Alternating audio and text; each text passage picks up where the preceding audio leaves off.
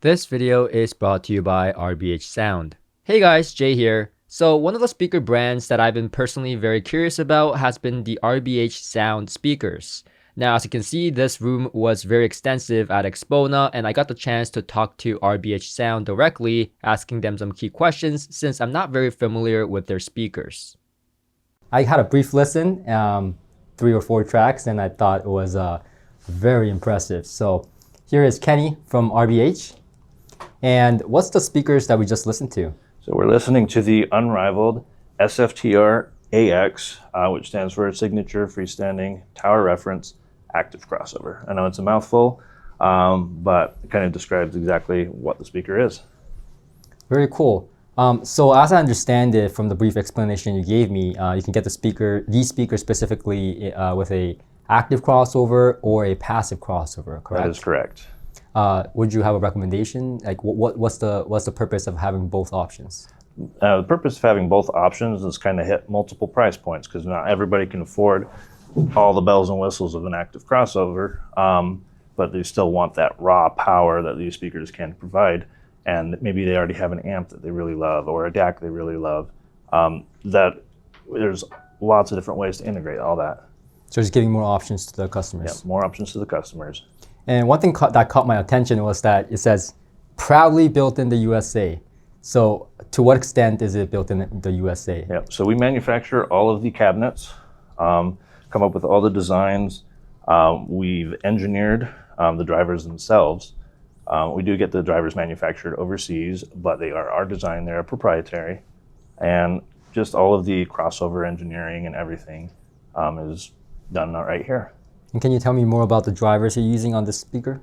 Yeah, so we have AMT folded rhythm, a large one for maximum dynamic range, and these are aluminum midwoofers for the mid-range. And what's special about these aluminum drivers is kind of all of the different pieces that go into it, such as the NBR surround, which helps dampen the breakup modes of the cone, but also we have a proprietary damping coat on the back, which also furthers that dampening property, which negates kind of the side effect of an aluminum cone, which is that prominent breakup mode.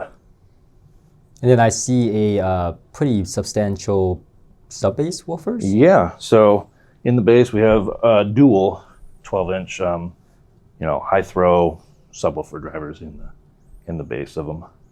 And how low do these go? Anechoically 20 hertz. In room we can get down to 10, no problem. Wow.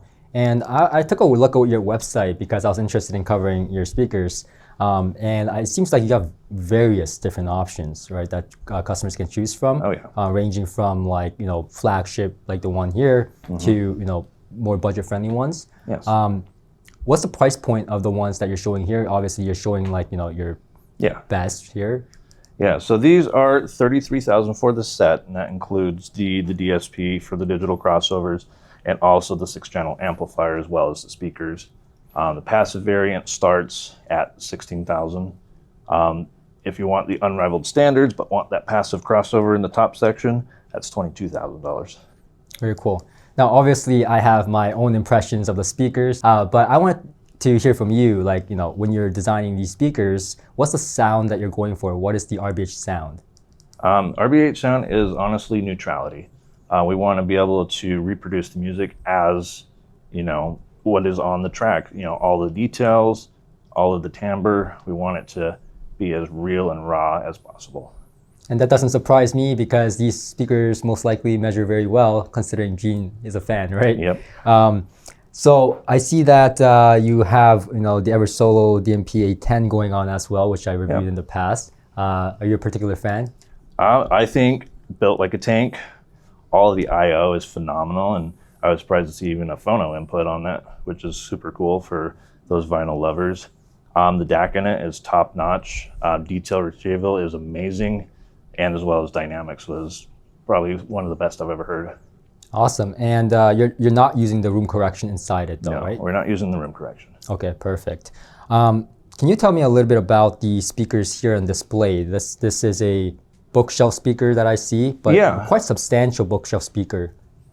Yeah, so that is also adopting a lot of the similar technologies of active. So it's got a built-in amplifier, the same tweeter, but a different midwoofer. It's actually an 8-inch subwoofer driver, so it actually puts out quite a bit of bass down to 30 hertz. We'd love for you to come back and check it out tomorrow around 3 o'clock is when we're going to be showcasing them. I will absolutely do that.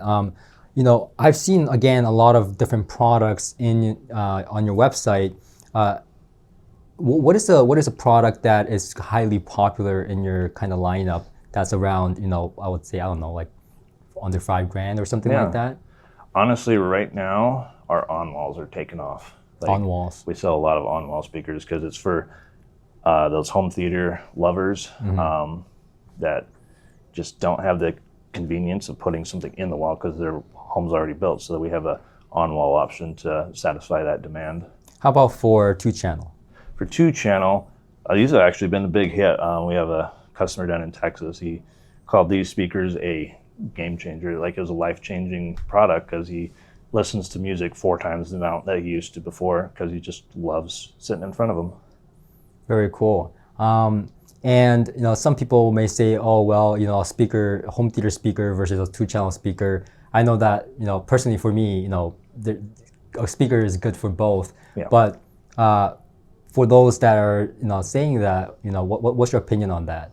Do you have a specific line of speakers that you think is better for music in your lineup? Yeah, anything in the freestanding, obviously, because when you put the speaker on the wall, you just collapse the soundstage. So anything that is in our freestanding line will work very well for a 2-channel setup, bringing them into the room properly to get that 3D soundstage. But the goal is always with home theater or 2-channel to get that linear frequency response. Just get a linear frequency response and let the magic of your DAC or your room just show its colors. Very cool. And I see that the cabinet on this is pretty special. Can you tell me a little bit about the side panels going on? Is that just for aesthetics? So it's 2-part. It's one part aesthetic and the other part is for extra damping. It's made out of an acrylic polymer, which has a density very similar to granite. But it also is really cool because we make our cabinets out of HDF, and the acrylic polymer has a resonance frequency that's a little bit different than the HDF, and when they get put together, they kind of balance each other out, so you get a really inert cabinet, not prone to those resonances. And is that just the one finish that you offer, or do you offer different finishes? We love to customize, so we can paint them any color. We also have a connection with an epoxy artist to make it look like stone or marble or wood. You can do kind of whatever you want as far as cosmetics. So the sense that I'm getting from what you're telling me is that, like, your company has a lot of different speakers, a lot of different customization, electronic, passive, crossover. You have a various of different options. Is that by design? Like, do you like to allow your clients to customize the design? Is that one of the goals? Absolutely. We love those clients where they want to customize a speaker to make it their own. But we also want to provide a solution for every situation. So it's kind of like a one-stop shop for all your needs. Another question. Yes. How important is bass for you for RBH? Bass. We've been known to get kicked out of shows because of too much bass. Yeah, as far as volume of bass, but also tightness and clarity. We want to make sure it's true to source. And you guys don't see it, but we have an entire audience, entire team that's filled with seats, so I'm very nervous. But when I said, how much do they like bass, they were laughing because the bass amount we heard in this room is truly, yeah. So I'm excited to check it out. If I were to review a speaker in your lineup, what would you recommend? Just whatever we can get across that border, right? I mean, that's a pretty good answer. Yeah. Honestly, since you're a 2-channel guy, I really want you to hear those 81AXs. I think they'll bookshelves wow here? Those bookshelves, I think, will. And this also has a pretty unique side panel. Is this the same kind of idea here? Yeah, the same idea. That is actually one of the epoxy panels that was made to look a little bit like marble. So our artist is pretty talented. If you can't really convey it on camera, but if you look at it, there's actually depth to the mold. You can actually see kind of into it almost. It's hard to convey on camera though. I'll try. So what's the price point on the bookshelves? Bookshelves are $5,200 a pair. $5,200 a pair. Yep. Very cool. So let's say, like a lot of my viewers, their max budget is about $3,000. $3,000. What would you recommend in your lineup for that? For two channel? For 2 channel, so we do have our impression line. The 85 eyes they start at $14.45 a pair. But we sneak peek, we've got a bigger brother that's coming out with a MTM design and dual 8s. That's going to start at $2,300 a pair, and with the AMT tweeter is going to top out at $2,800 a pair. So if you want me to review that model, 3,000 likes on this video and I'll make it happen, right? Yep. There you go.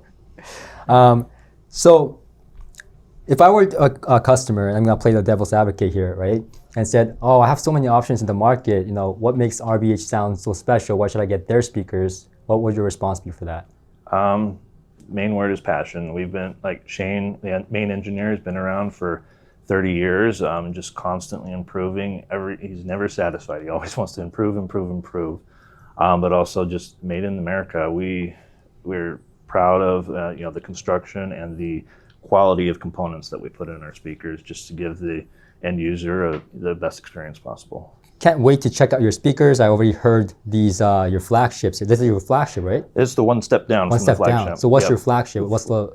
Yeah, the flagship is the SVTR. It stands about this tall, has a triple array for like kind of creating a point source monitor. Is that what Gene has? That's what Gene has. Yeah, He's got the one with the extra subwoofer on top. Yeah, he raves about them all the time.